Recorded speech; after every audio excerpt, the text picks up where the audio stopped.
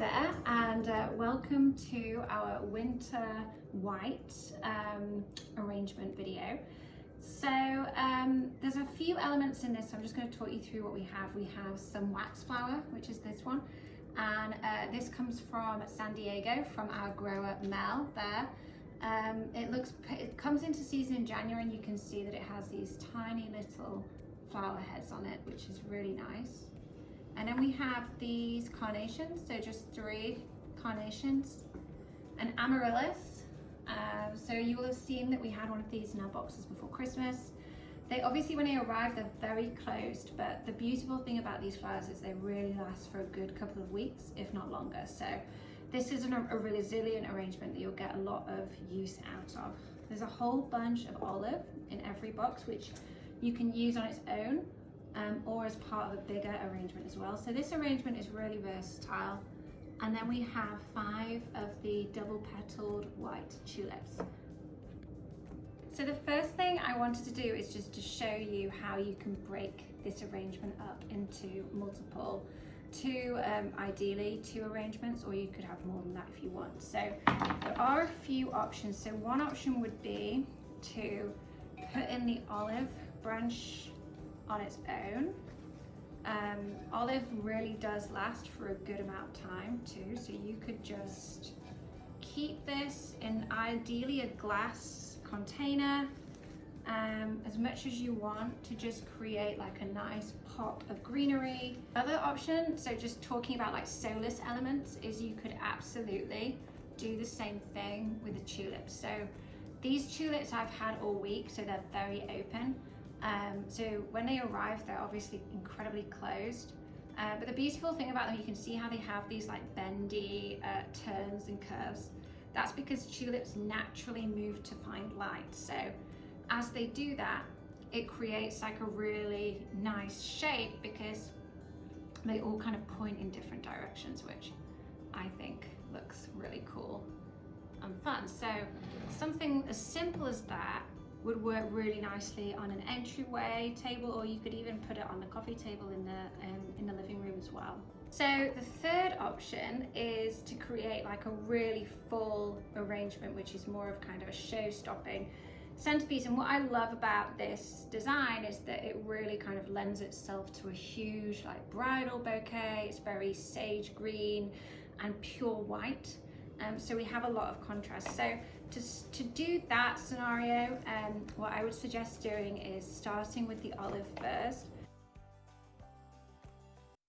So you might want to break pieces into kind of multiple pieces. So this, I probably cut off this piece, and what you're trying to do as much as possible with your olive is to cover the perimeter of the vase first.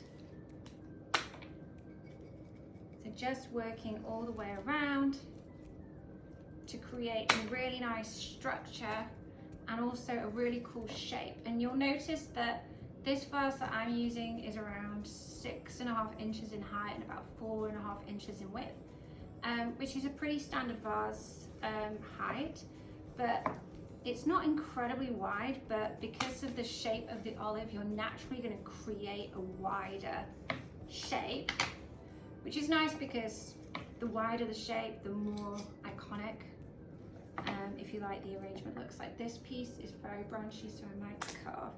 If the pieces are too short to use, then just discard of them, or you can just use them to kind of fill space at the front. And then this piece, I'm going to let flow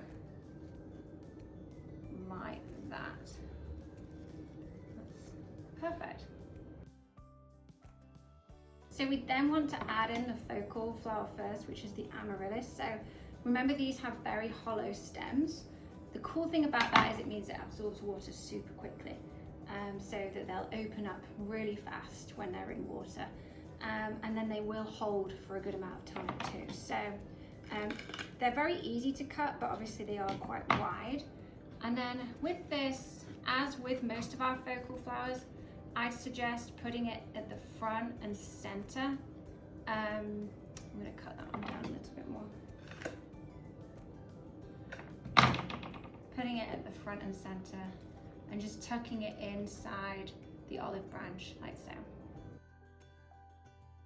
So we then have carnations, and we have waxflower, and we have tulips. So I just do the carnations next. So these are obviously our secondary flowers. Strip the leaves off the stems, cut them down, and then really with these, you're just trying to blend them in between the olive and the greenery. Sorry, the olive and the amaryllis, just to kind of bridge the space between those two. This one, I'm going to cut quite short and let it rest just next to the amaryllis. Then the wax flowers. So with this, you just want to cut the pieces into more individual pieces, which will involve cutting it down a little bit. And then ideally what you want to use this for is just to blend in between the carnations, the olive, and the amaryllis. So we just we have this like tier here. I just lost that carnation when I put that one in and reposition it. We have this kind of tier here, so we're just filling in that space with our wax flower, like so. And I have a tiny piece here that I might just put at the front, just right next to Amaryllis. So I have another one here, so I'm going to put another one there too. Yeah, do make sure that you kind of use, if there's a short piece, you can use it at the front instead of at the back. So make sure you kind of get your bang for buck out of your elements. And so last but not least, we have the tulips. So with these, like I said, you do want to eventually just peel the leaves from the stems. When they arrive, they're going to be very tight. And so the leaves are probably going to be quite recessed to the stem. So it's going to be difficult to peel them off at that point. I just leave them. And then because tulips grow to find light, it means that they're going to grow taller over the course of the next couple of days. So when that happens, you might want to just pull them out stem by stem, cut them down just a tiny bit. And if their leaves are flopping at that point, just strip them back and pull them off. But really, what I suggest doing is kind of dotting the tulips around, really in and around the greenery and the wax flower. They have a really nice shape to them, and I think they bring a lot of fun to the arrangement, and they look so pretty. You forget how beautiful tulips are, and these ones are actually grown in Sun Valley Growers, which is Northern California. And they do bloom so well in January, which is very strange. But I think we should capitalize on that as much as possible. There we have it, one full creation. Really lovely because it will last a good amount of time, this one. And what a nice, peaceful, restful start to, a mid-January week.